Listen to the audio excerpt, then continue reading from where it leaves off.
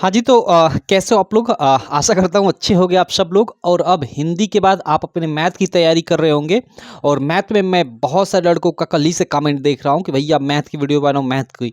तो जी हाँ मेरे दोस्त, आज से शुरू कर दिया हूँ। और मैथ में आप खासकर पूछते हो कि भैया वो क्वेश्चन बता जो जो सीधे बोर्ड एग्जाम में आ जाए। तो ये वाला वही क्वेश्चन है। आपके सीधे सीधे बोर्ड एग्जाम में ये छपने वाला क्वेश्चन है। आपके 7 सेट होते हैं, लगभग सातों सेटों में किसी में रूट में 2, किसी में रूट में 3, किसी में रूट में 5, ये पूछेगा ही पूछेगा। कहोगे कि 3 ही क्वेश्चन है, तो जी हमें दोस्त किसी किसी में 2-2 या 3-3 सेटों में, जैसे ये रूट 3 है, मतलब आई थिंक पिछले साल 3 सेटों में पूछा गया था। ठीक, तो ये 3 क्वेश्चन इसमें बनते हैं। हालांकि बनने को रूट 7 भी बन सकता है, रूट 7 भी बन सकता है, लेकिन कभी वो आया नहीं है। इन्हीं तीनों में से आएगा। और इसके अलावा इसमें क्या करना होता है, इनको अपरिमेय सिद्ध करना होता है। जैसे ये रूट में जो भी संख्याएं होती हैं वो ऑलरेडी अपरिमेय होती हैं, लेकिन उन्हें सिद्ध करने को बोलता है यहाँ पे। तो इसको चलो हम लोग सिद्ध करते हैं। देखो इसमें 2 प्रकार के क्वेश्चन बनते हैं। एक तो ये सीधे सीधे दे दे, जैसे रूट में 2, रूट में 3, रूट में 5।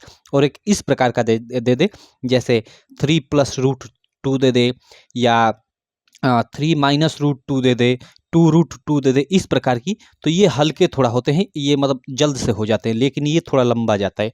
लेकिन चलो मैं इसको अच्छे से डिटेल में बताता हूँ। और इसमें से एक क्वेश्चन ये सेकंड वाला ही बता देता हूँ, रूट में 3। ठीक, बाकी ये और ये आप खुद करोगे। बस इस वीडियो को समझ जाओ, 100% आप कर लोगे। मैं आपको समझाता हूँ कैसे इस क्वेश्चन को करना है। और 100% ये आपके एग्जाम में, जो आपका 1 तारीख को एग्जाम होने वाला है, 1 मार्च को गणित का पेपर, उसमें आने ही आने वाला है ये सवाल है। ठीक, चलो शुरू करते हैं। यहाँ पे क्वेश्चन है कि सिद्ध करे कि, या ऐसे भी पूछ सकता है कि सिद्ध कीजिए कि रूट 3 एक अपरिमेय संख्या है। ठीक है, हमें अपरिमेय सिद्ध करना है। तो हम लोग इसका उल्टा परिमेय मान लेंगे कि रूट 3 एक परिमेय संख्या है। कंट्राडिक्शन मेथड का यूज करेंगे। ठीक है, विरोधाभास विधि का। तो यहाँ मैं यहाँ से हल करता हूँ और लिख लेता हूँ। माना रूट 3 एक परिमेय संख्या है। जो दिया है उसका उल्टा मैंने मान लिया, परिमेय संख्या है। अब देखो रूट 3 मैं परिमेय संख्या मान लिया, हमें अपरिमेय सिद्ध करना है, इस बात को ध्यान रखना। रूट 3 अगर मैंने परिमेय मान लिया, तो कोई भी संख्या मतलब जो परिमेय होती है p/q के रूप में लिखी जाती है।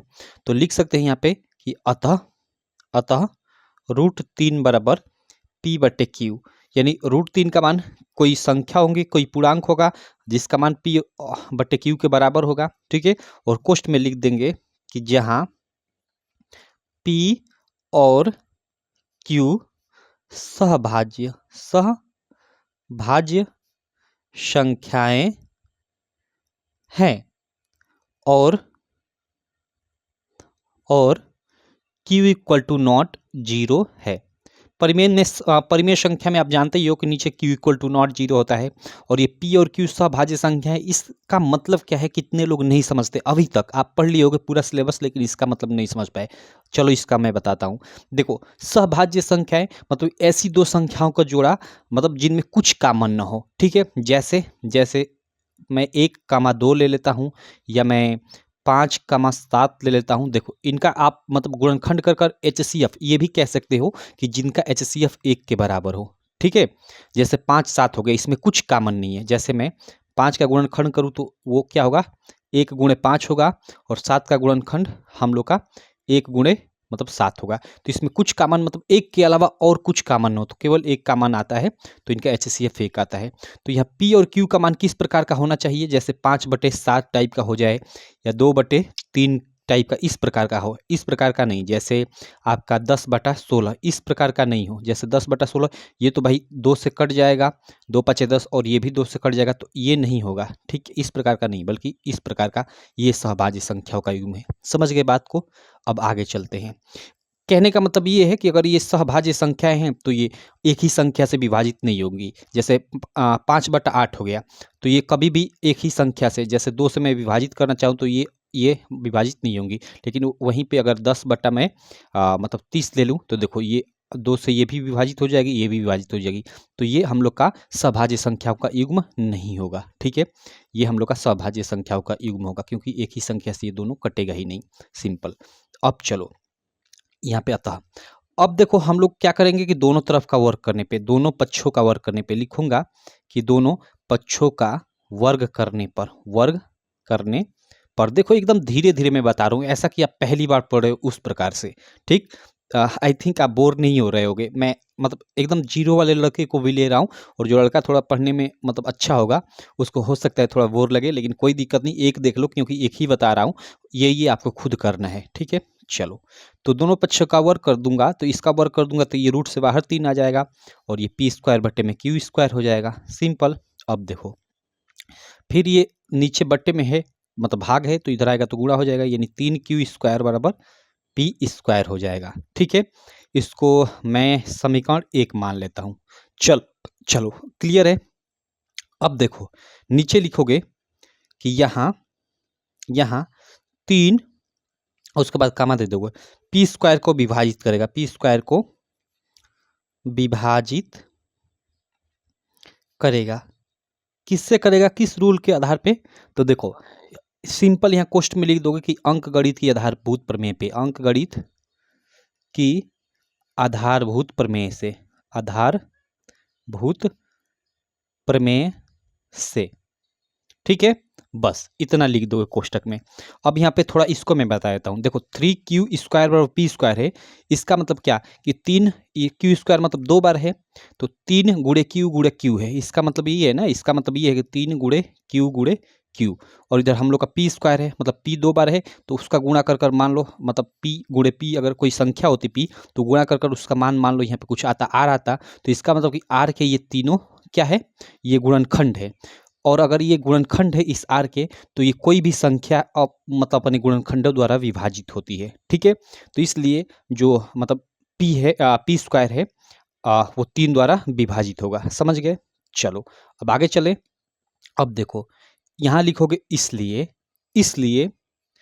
3 पी को भी विभाजित करेगा, पी को भी विभाजित करेगा। अब कहोगे ये कैसे, तो ये थ्योरम 1.3 आपकी एनसीईआरटी की बुक में दिया हुआ है, प्रमेय 1.3 से, यहाँ पे से लिख दो, प्रमेय 1.3 से। कैसे? प्रमेय 1.3 क्या बोलती है? प्रमेय 1.3 ये बोलती है कि अगर कोई संख्या किसी संख्या के वर्ग को विभाजित कर रही है, तो वह संख्या उस संख्या को भी विभाजित करेगी। मतलब नहीं समझे? जैसे अगर कोई संख्या है, जैसे 3 को ही मैं लेता हूँ, किसी संख्या के वर्ग, जैसे कोई संख्या है जैसे 5 है, इस संख्या का वर्ग कर दूं, अगर इस संख्या के वर्ग को कोई मतलब अगर यह विभाजित करेगी, तो यह 3 उस संख्या को विभाजित करेगी। जैसे ये 3 है, ये एक संख्या 5 है, तो 5 का वर्ग हम लोग का 25 होगा, तो ये 3 इस 25 को विभाजित करेगा? नहीं करेगा, तो इसलिए 3 5 को भी विभाजित नहीं करेगा। और अगर यह जो 3 होता यहाँ पे संख्या लगती है, उसको वर्ग को विभाजित कर देती, तो ये 3 उस संख्या को विभाजित करेगी। जैसे मैं 3 ले लेता हूँ और एक यहाँ पे एक संख्या 6 ले लेता हूँ, तो अगर संख्या 6 का वर्ग कर देता हूँ तो 36 हो जाता है, तो ये 3 इस संख्या के वर्ग को विभाजित कर रही है, 36 को विभाजित करेगी ही 3, तो ये 3 इस 6 को भी विभाजित करेगी। ठीक है, तो वही इसी रूल पे एक प्रमेय बना दी गई है। ठीक है, तो यही यहाँ उसके अनुसार हमने लिख दिया कि अगर 3 पी स्क्वायर को विभाजित कर रहा है, मतलब 3 जो है पी एक संख्या है, ठीक है, और इसके वर्ग को अगर 3 विभाजित कर रहा है, तो ये 3 इस पी को भी विभाजित करेगा, और यहाँ प्रूव कर मैंने आपको दिखा भी दिया। ठीक है, चलो आगे चले। अब यहाँ तक आगे, अब इसके बाद बस यहाँ ध्यान देने वाली आपको मतलब एक बात है, पुनः यहाँ पे मान लेंगे, पुनः माना किसी धनात्मक पूर्णांक यहाँ पे सी के लिए। अब यहाँ पे यही बात ध्यान देनी है, अगर यहाँ तक आ जाए तो इसके बाद कोई आप एक धनात्मक पूर्णांक सी मान लेंगे। ठीक है, और वहाँ पे ये जो चीज़ें प्राप्त हुई, जैसे पी यहाँ पे और 3 प्राप्त हुए संख्या, तो यहाँ पे जो संख्या प्राप्त हुई है मतलब यहाँ पे अक्षर प्राप्त हुई है पी, तो पी बराबर 3, और उसके साथ जो पूर्णांक यहाँ पे आपने माना है उसको लिख देंगे 3c, मैंने लिख दिया। अगर यहाँ पे आप क्यू मानते तो क्यू लिखते, आर मानते तो आर लिखते, जो भी यहाँ पे कुछ भी मान सकते हो आप, वो आपके मन के ऊपर है। ये ध्यान देना है, बस आपका सवाल हो गया। ठीक, तो p बराबर 3c है बस।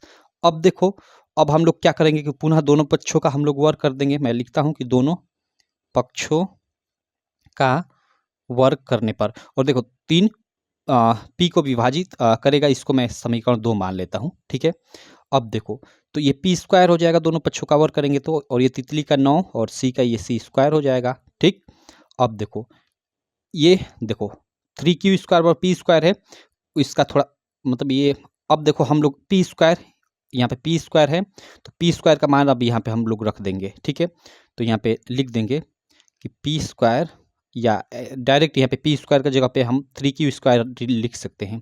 3q स्क्वायर बराबर ये देखो 9c स्क्वायर। क्यों? क्योंकि पी स्क्वायर का मान हमें दिया हुआ है।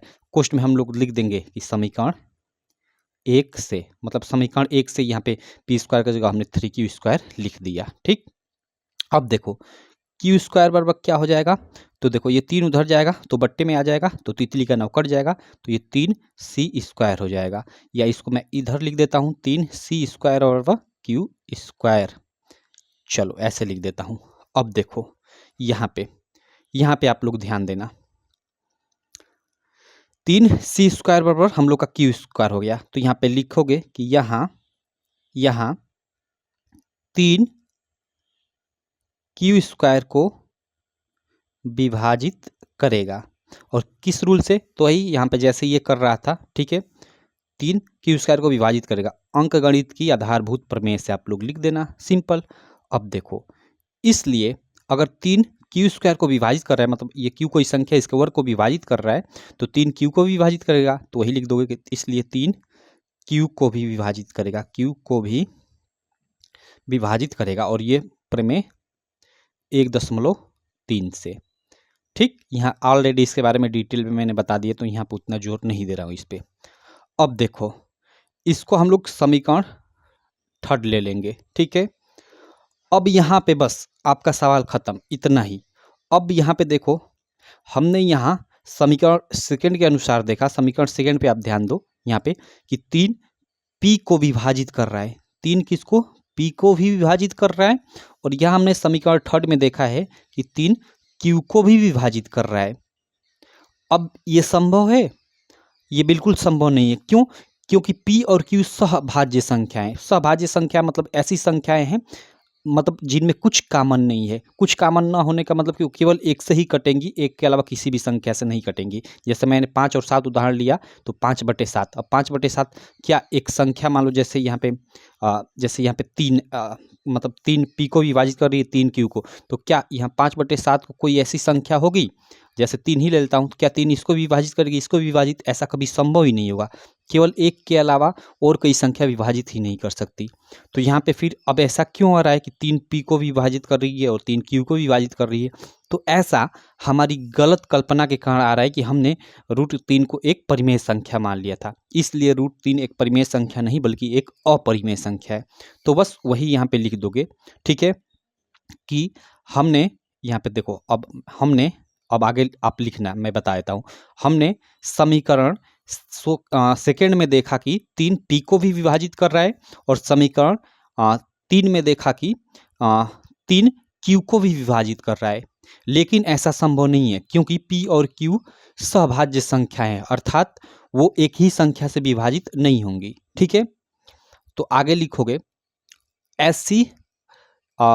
ऐसा इसलिए प्राप्त हो रहा है क्योंकि हमने गलत कल्पना कर लिया था कि √3 एक परिमेय संख्या है, इसलिए अतः √3 एक परिमेय संख्या नहीं बल्कि अपरिमेय संख्या है। बस यहाँ डिटेल में लिख दोगे ऐसे 2-4 लाइन में, बस आपका हो गया और ये आपका प्रूव हो गया। तो ऐसे इस प्रकार इस सवाल को हमने प्रूव कर दिया एकदम आसानी से, धीरे धीरे अच्छे से समझाकर। आशा करता हूँ आपको कहीं डाउट नहीं रह गया होगा। फिर भी अगर डाउट है तो आप कमेंट करना, मैं रिप्लाई जरूर करूँगा, आपको जरूर बताऊँगा। अब देखो, अब कहोगे कि भैया हमें √2 और √5 हमें सिद्ध करना हो, तो कोई दिक्कत नहीं, एकदम कोई लफड़ा ही नहीं है। देखो कैसे, अब यहाँ पे माना √3 आपने माना कि परिमेय संख्या, अगर √2 को प्रूव करना है तो माना कि √2 एक मतलब परिमेय संख्या से कर लोगे, और √2 बराबर p/q, और फिर वही दोनों पक्ष को ओवर करने पे तो इधर करोगे तो ये 2 हो जाएगा, इधर p स्क्वायर q स्क्वायर हो जाएगा। ठीक, और ये 2q स्क्वायर बराबर p स्क्वायर हो जाएगा, और वही यहाँ पे लिख दोगे। अगर यहाँ पे 2 आ जाता है तो 2p स्क्वायर को विभाजित करेगा, तो वही लिख दो कि यहाँ 2p स्क्वायर को विभाजित करेगा। इसलिए अगर 2p स्क्वायर को विभाजित कर रहा है तो 2p को भी विभाजित करेगा। सिंपल, उसी तरह लिखते जाओगे। केवल 3 के जगह जहाँ जहाँ 3 है वहाँ पे 2 होता जाएगा, और जहाँ 3 का वर्ग 9 है वहाँ पे 2 का वर्ग 4 हो जाएगा, जैसे यहाँ पे। और बस सेम चीज़ें इसी तरह लिखना है, काम ख़त्म। उसी तरह 5 का भी आप मतलब प्रूव कर सकते हो, रूट 5 को भी। तो बस ये एक तरीका सीख जाओ ये लिखने का, ये कैसे-कैसे ये लिखा जा रहा है, ठीक है? और यहाँ पे आकर अड़ के फँस जाते हैं। यहाँ तक तो करते हैं, लेकिन यहाँ पे आकर फँस जाते हैं, ये पूर्णांक मानना। ये जो सी मैंने पूर्णांक माना है यहाँ पे, तो इस बात को आपको ध्यान रखने की ज़रूरत है। तो इस तरह से हमने इस सवाल को प्रूव कर दिया। आशा करता हूँ आपको समझ में आ गया होगा। चलो मैं मिलता हूँ आपसे किसी नेक्स्ट वीडियो में। आप बताना कि स्पेसिफिक आपका कोई अगर सवाल है किसी चैप्टर का, तो आप कमेंट करना, मैं ज़रूर रिप्लाई करूँगा, ठीक है? और अगर अच्छा आपका क्वेश्चन रहा तो सवाल लेकर भी मैं बताऊँगा। चलो थैंक यू।